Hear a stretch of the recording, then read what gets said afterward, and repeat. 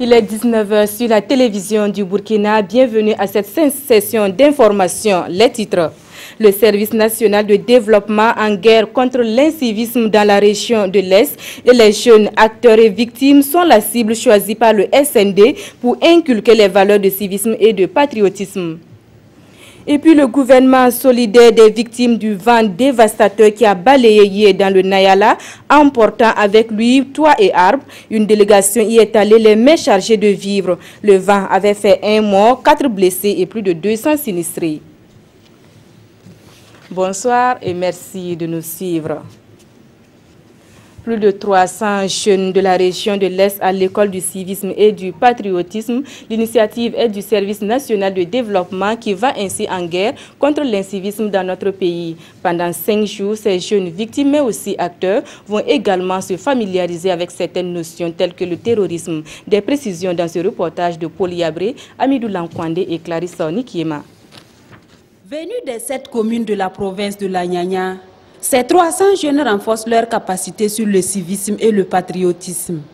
Une initiative du Service national du développement SND qui vise à garantir une société paisible et sociale au Burkina.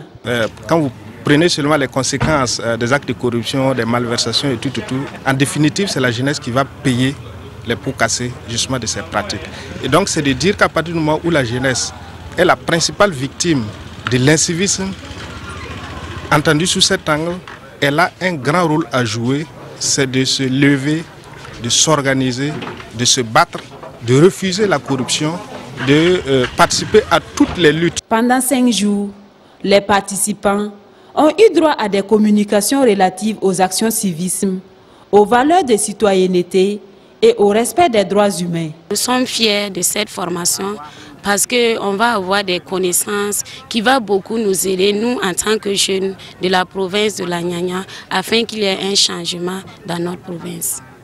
Je suis déjà content, comme s'ils étaient déjà formés. C'est une occasion pour nous d'être sensibilisés et de servir notre pays, le Burkina Faso. Les organisateurs invitent les 300 jeunes à propager les acquis reçus pendant ces 5 jours à la communauté de base, en vue de mettre fin aux actes de violence et d'incivisme dans la région de l'Est. On en vient à cette catastrophe qui a frappé la commune de Yé dans le Nayala. Un vent violent y a fait 1 mort, 4 blessés et plus de 200 sinistrés. Une délégation gouvernementale est allée sur les lieux pour traduire la solidarité et la compassion du gouvernement. Et elle n'est pas allée les mains vides. Lassina Ouattara et Aïcha Dianda nous en disent plus. Des maisons détruites, des greniers décoiffés, des arbres déracinés, c'est le constat fait après le passage du vent violent dans la commune rurale de Yé.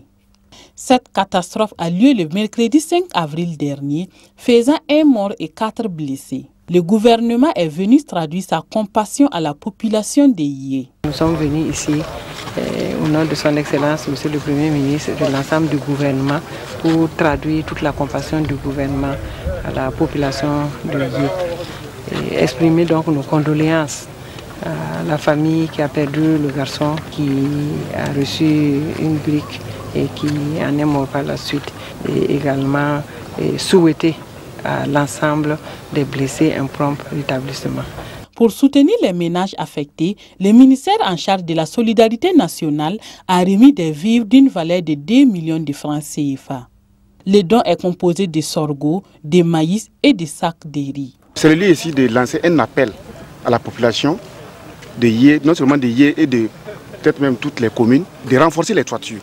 Ensuite, chercher de bons maçons pour construire les maisons. La commune rurale de Yé est située dans la province du Nayala, à 35 km du chef-lieu Thomas. Un autre don dans ce journal et le geste est fait par des enfants en direction d'autres enfants. Ceux du centre d'éveil d'éducation préscolaire d'application de Gawa ont rendu visite aux pensionnaires de l'orphelinat Giuseppe Margarita Coletta. Ils leur ont remis du lait et une somme symbolique pour aider à la prise en charge de ces orphelins. Le reportage de Bernard Kombelem et Dimitri Badini.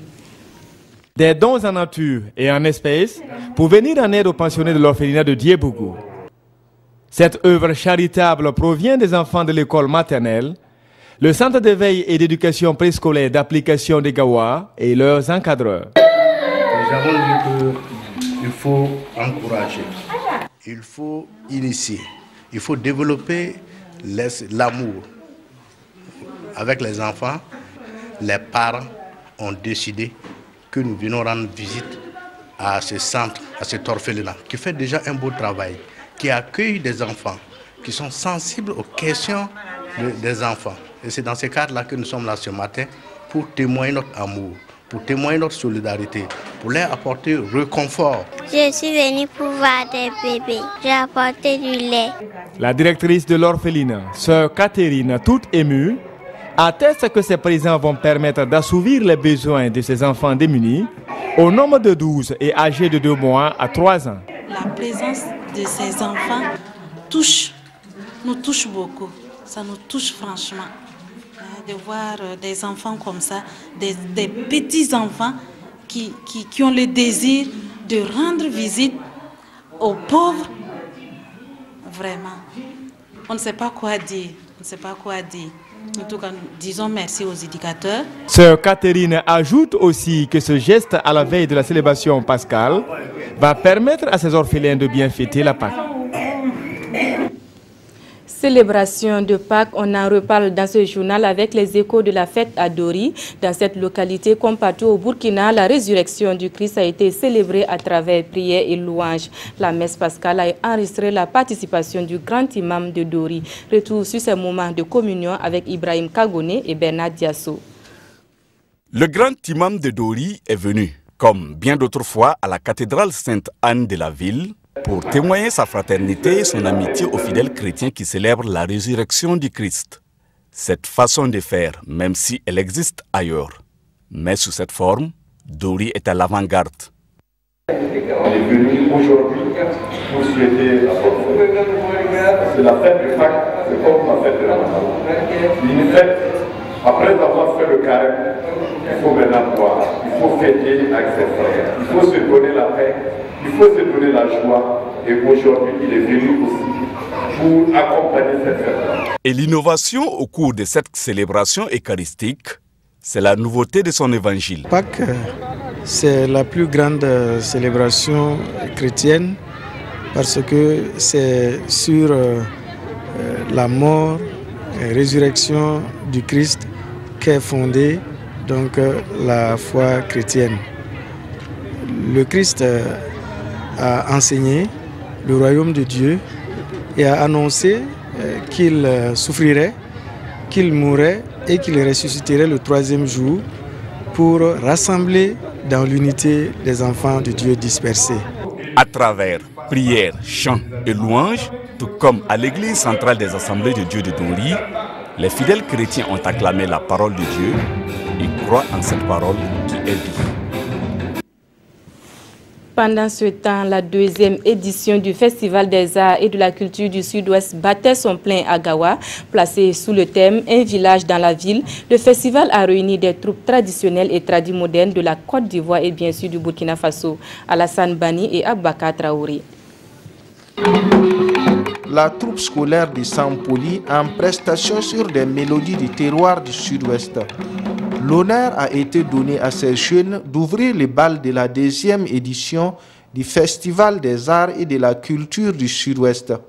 Un choix qui marque la volonté affichée de l'association Foyir dans la sauvegarde et la promotion de la culture des peuples du pays Lobi. De nos jours, on constate que la valeur culturelle au niveau de notre région est en voie de disparition.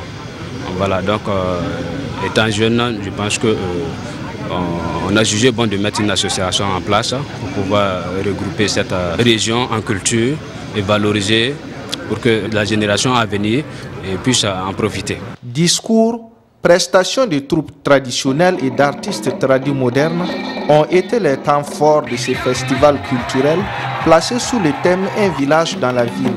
Une soirée culturelle qui a permis aux citadins de vivre pleinement leur culture. Et si chaque année, ces activités pouvaient se faire, en tout cas ça serait un plaisir pour moi.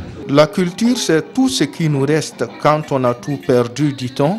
Le premier responsable de la culture du Sud-Ouest promet donc accompagner l'association FOIR pour la pérennisation de ce festival. Cette association mérite un accompagnement et je sais que les prochaines fois, il y aura une panoplie d'activités. En plus donc des musiciens qu'ils sont en train de produire. En plus de ce festival, l'association FOIR envisage la construction d'un mausolée en la mémoire de Nani Palé, chanteur, compositeur, balafoniste et poète lobby, dont la notoriété a traversé les frontières du Burkina Faso.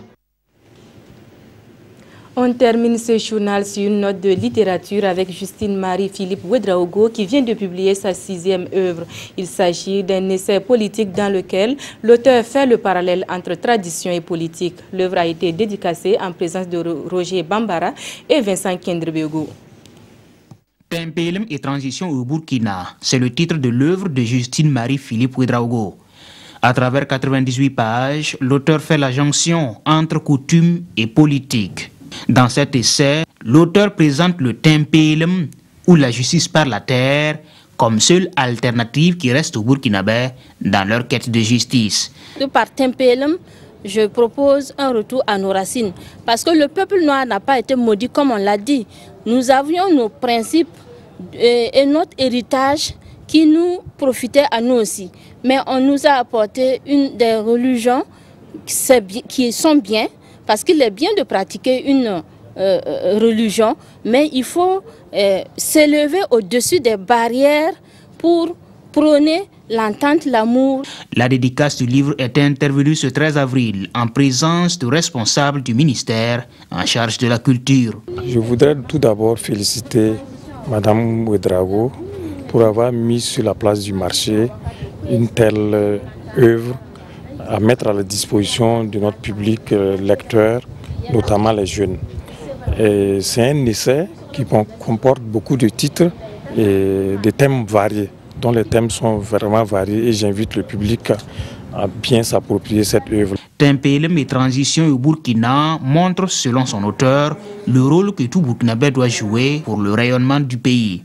Justine Marie-Philippe Ouedraogo est à sa 6e publication et cette dernière est elle-même un extrait d'un livre à venir dont le titre est Burkina Faso, la lampe du monde.